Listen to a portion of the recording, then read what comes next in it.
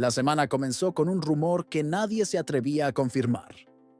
Se decía que Checo Pérez había sido invitado a participar en una evaluación técnica en Imola, algo muy específico, muy puntual y muy reservado. Nadie lo vio llegar. Nadie lo registró oficialmente. Pero el lunes, algunos trabajadores del circuito vieron movimientos en una zona normalmente inactiva. Un monoplaza fue activado sin previo aviso, sin cámaras, sin espectadores.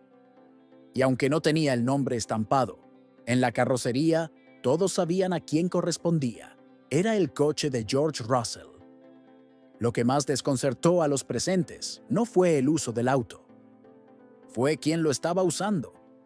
Checo apareció en la zona técnica con ropa sin logotipos, acompañado de solo 2 personas. Ningún uniforme, ningún anuncio. Y sin decir palabra, caminó hacia el garaje donde el monoplaza ya estaba encendido.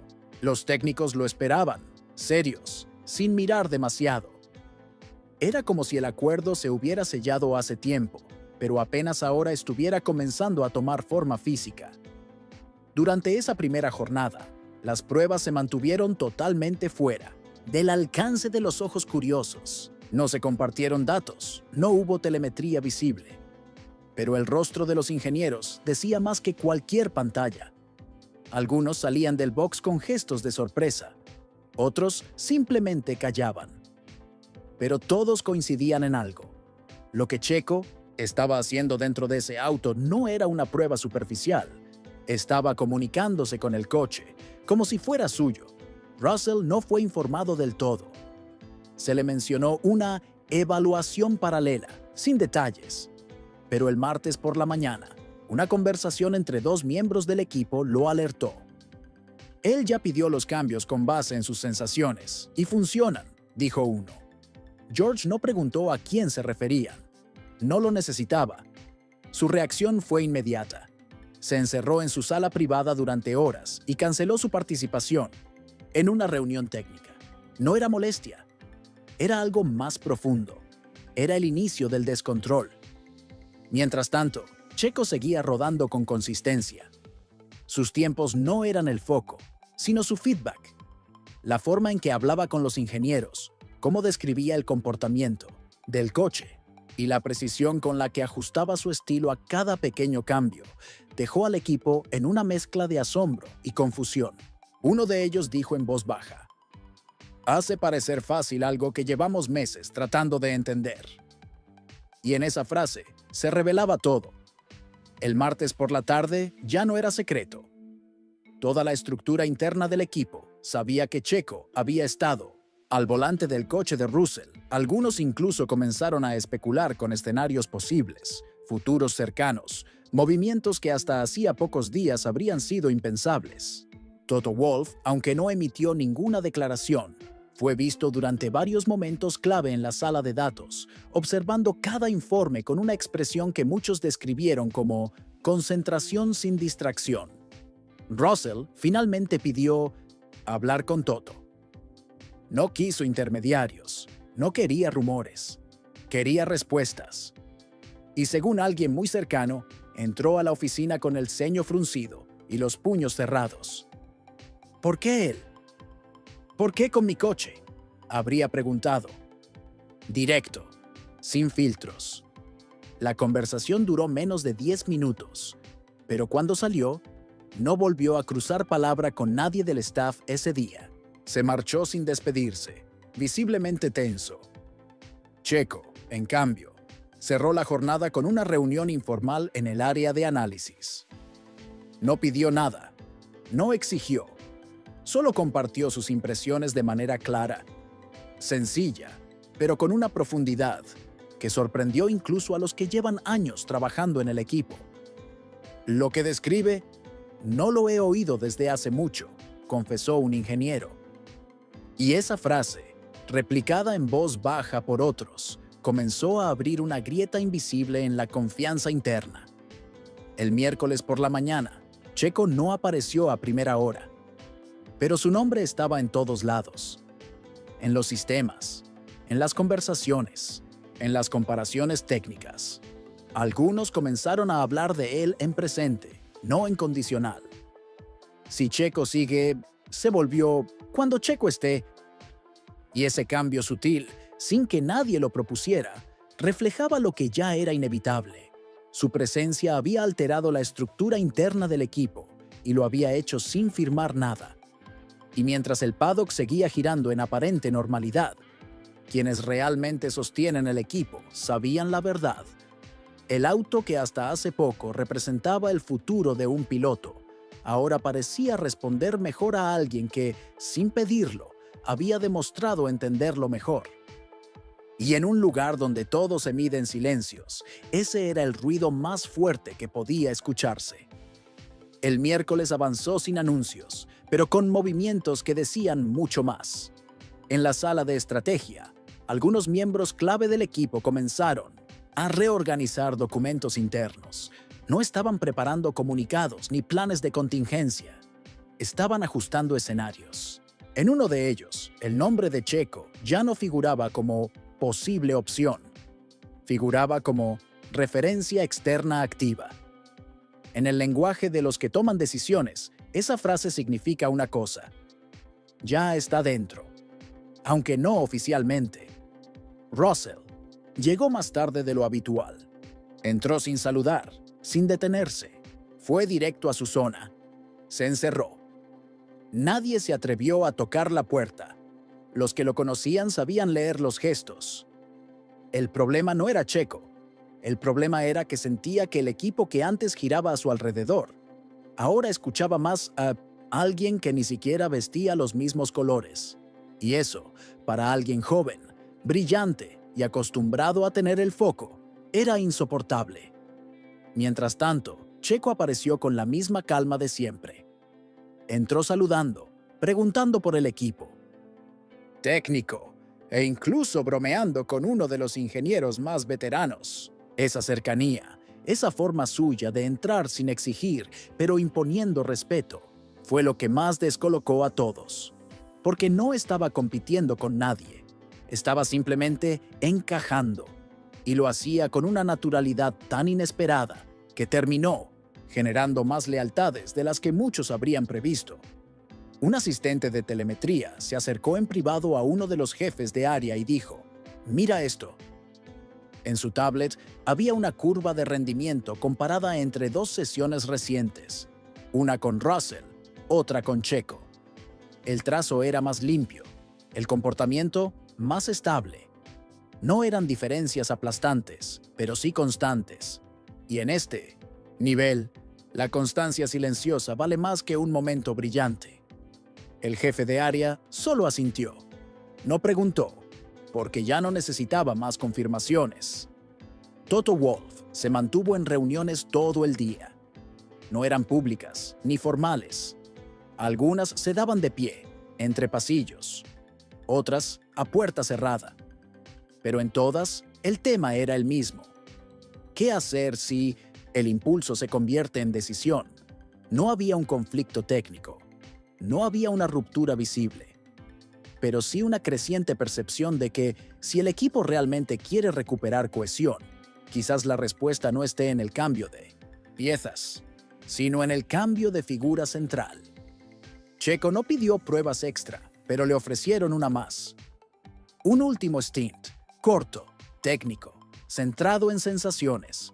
Lo aceptó con respeto, no con entusiasmo. Entró al monoplaza como si fuera rutina, pero los que lo observaron notaron algo distinto en él. Esa mezcla de concentración y calma de quien ya no está probando, sino reafirmando. Cuando salió del garaje, el sonido del motor no fue más fuerte, pero todo el mundo se volvió a mirarlo. Durante esa sesión, los mensajes por radio fueron mínimos, pero hubo uno que quedó marcado. Así se siente mucho más natural. Lo dijo sin alarde. Solo lo comentó como quien habla de una silla que por fin se acomoda a la espalda. Pero en el equipo, esa frase rebotó como si fuera una declaración formal. Porque cuando un piloto habla de naturalidad, los ingenieros saben que es lo más difícil de lograr. Y él lo dijo como si fuera obvio. Russell supo del comentario. No por los jefes, por los técnicos. Y fue suficiente para que volviera a entrar en modo bloqueo. No respondió mensajes. No compartió sala. Solo pidió que no lo llamaran para la siguiente reunión. Sabía que su lugar aún no estaba en juego oficialmente, pero también sabía que no se necesita una confirmación para empezar a ser desplazado emocionalmente. Y eso es lo que lo consumía por dentro. Al finalizar el día, un documento fue archivado en el sistema interno bajo una carpeta sin nombre. Era un reporte completo de la sesión de Checo.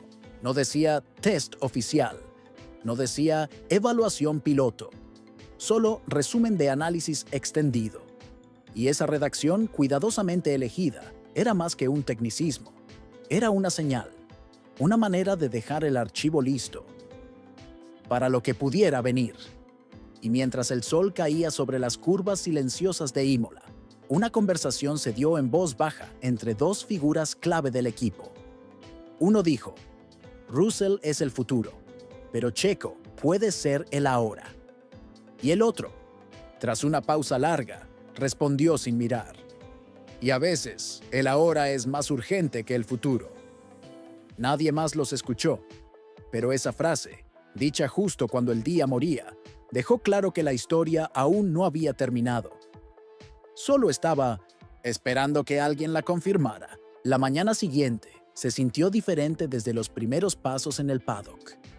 El aire era más denso, no por el clima, sino por la carga emocional que se acumulaba desde hacía días. Las puertas se abrían como siempre, las luces se encendían, como cada jornada, pero la forma en que la gente se movía delataba lo que realmente ocurría. Nadie quería ser el primero en hablar, pero todos sabían que ya no podían callar. Checo llegó puntual, con la misma serenidad que lo había caracterizado. Desde el lunes, saludó con una sonrisa leve, preguntó por algunos nombres y se dirigió a su rincón asignado sin apuro. Pero hoy no era igual. Lo seguían más ojos que nunca. No por curiosidad, por expectativa, porque cada paso que daba reforzaba la sensación de que, aunque no tenía contrato, ya ejercía liderazgo.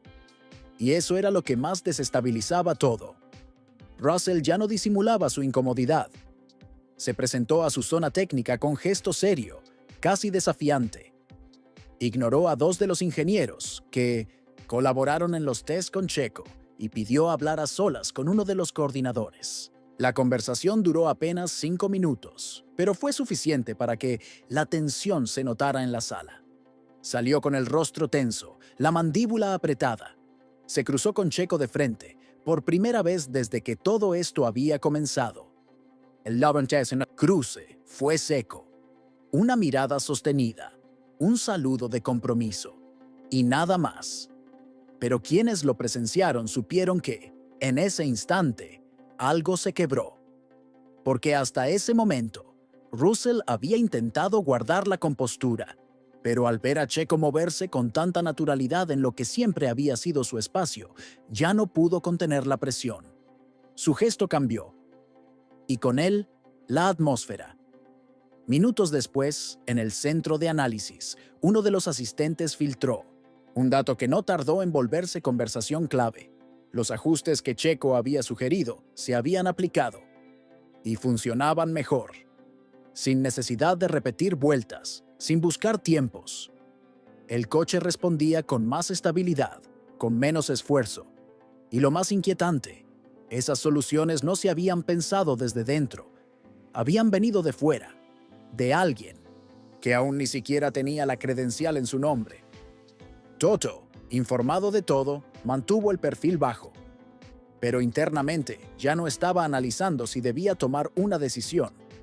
Estaba estudiando el impacto de tomarla, porque sabía que moverse en esa dirección significaba romper una estructura, pero también sabía que no hacer nada podría ser peor. Porque cada minuto que Checo permanecía en el entorno, más sólido se volvía su lugar. Y cada segundo que Russell se resistía, más frágil parecía su posición. La tensión explotó sin gritos. No hizo falta. En una reunión de seguimiento, Russell pidió hablar. Miró a Toto sin rodeos y preguntó, ¿cuál es el plan real? Nadie respondió. El silencio fue brutal. No por falta de respuestas, sino porque nadie quería ser quien lo dijera. Finalmente, Toto habló, con voz firme pero medida. Aquí, nadie ha perdido su sitio, pero estamos escuchando al equipo. A todos. Fue una frase ambigua, pero suficiente para que todos entendieran. El cambio no se había hecho, pero ya estaba en marcha. Checo, al salir del área técnica, fue abordado por uno de los ingenieros que normalmente trabaja con Russell. No fue una conversación extensa. Solo le dijo, no sé si te quedes, pero lo que has hecho en 3 días no lo logra cualquiera. Gracias.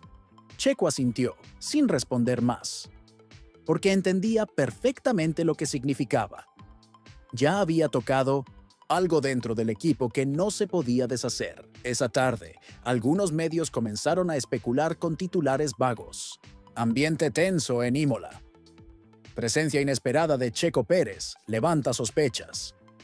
Ninguno decía nada concreto, pero todos sabían que lo más fuerte aún no se había contado. Porque lo que se estaba viviendo no era filtrable con datos. Era una guerra silenciosa de energía, presencia y confianza. Y cuando el sol comenzó a desaparecer por detrás de las colinas, los últimos en salir del garaje se quedaron mirando el coche. El mismo coche que antes representaba a Russell. El mismo que ahora, sin que nadie lo admitiera, empezaba a responder a la forma en que lo entendía Checo Pérez. Y en ese silencio, sin luces ni discursos, una sola pregunta se repetía en la mente de todos. ¿Cuánto tiempo más puede sostenerse esto sin que alguien diga lo que ya todos sienten? La jornada siguiente amaneció en un silencio mucho más incómodo que los anteriores. Ya nadie fingía que el ambiente era normal.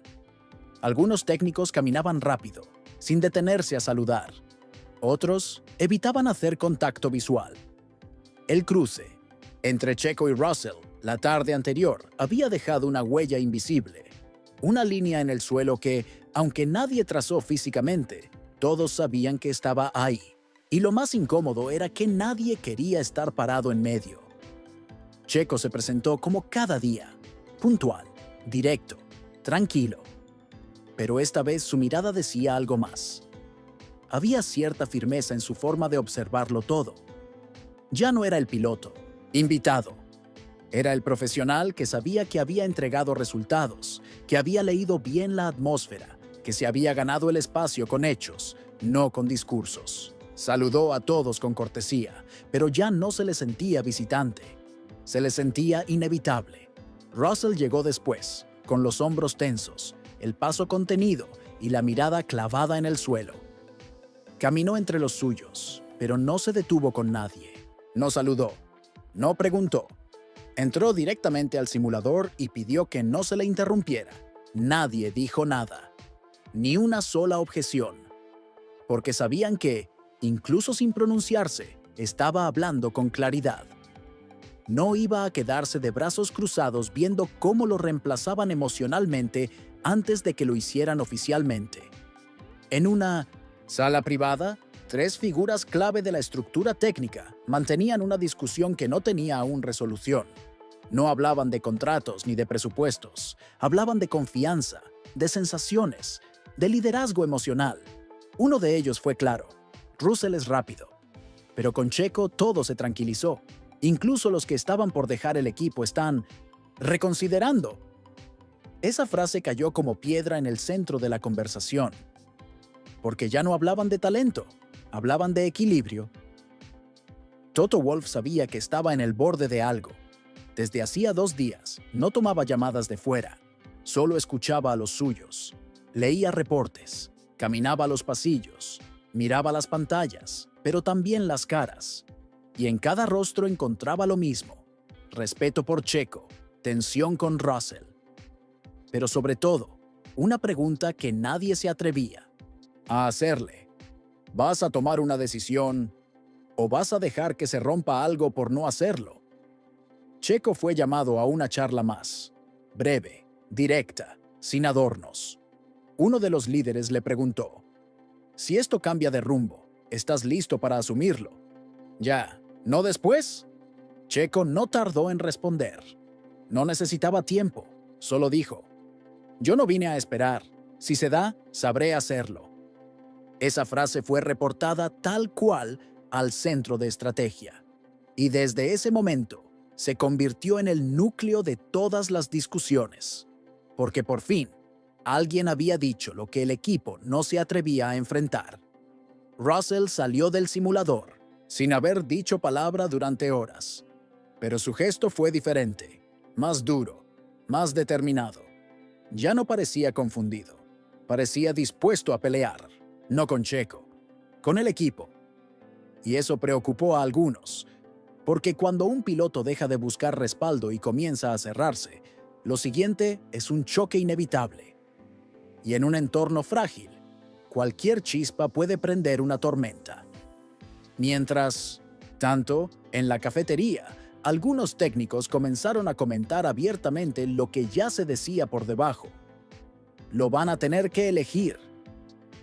Esto no se sostiene mucho más, y aunque nadie afirmaba nada con certeza, todos lo sentían. El tiempo se agotaba. El reloj emocional del equipo ya estaba marcando los últimos segundos de equilibrio. Y si no se decía algo, el quiebre llegaría solo. Checo no pidió reuniones, no pidió respuestas. Se limitó a terminar su día con la misma compostura que lo trajo hasta allí. Caminó por última vez hacia el garaje, se detuvo frente al coche. Lo miró en silencio. No sonrió. No mostró emoción. Solo observó. Como quien sabe que, si vuelve a tocar ese volante, ya no será como invitado. Será porque el equipo entero entendió que hay veces en que no se ficha a alguien por números, sino porque el alma del grupo así lo exige. Y cuando cayó la tarde y los últimos técnicos comenzaron a cerrar las puertas, la única conversación pendiente era la que aún no se había tenido. La más difícil, la más inevitable. Nadie la había dicho en voz alta, pero todos la tenían guardada. ¿Quién es el piloto que realmente necesitamos ahora? Y la respuesta aún flotaba en el aire, esperando ser pronunciada por quien tuviera el valor de hacerlo primero.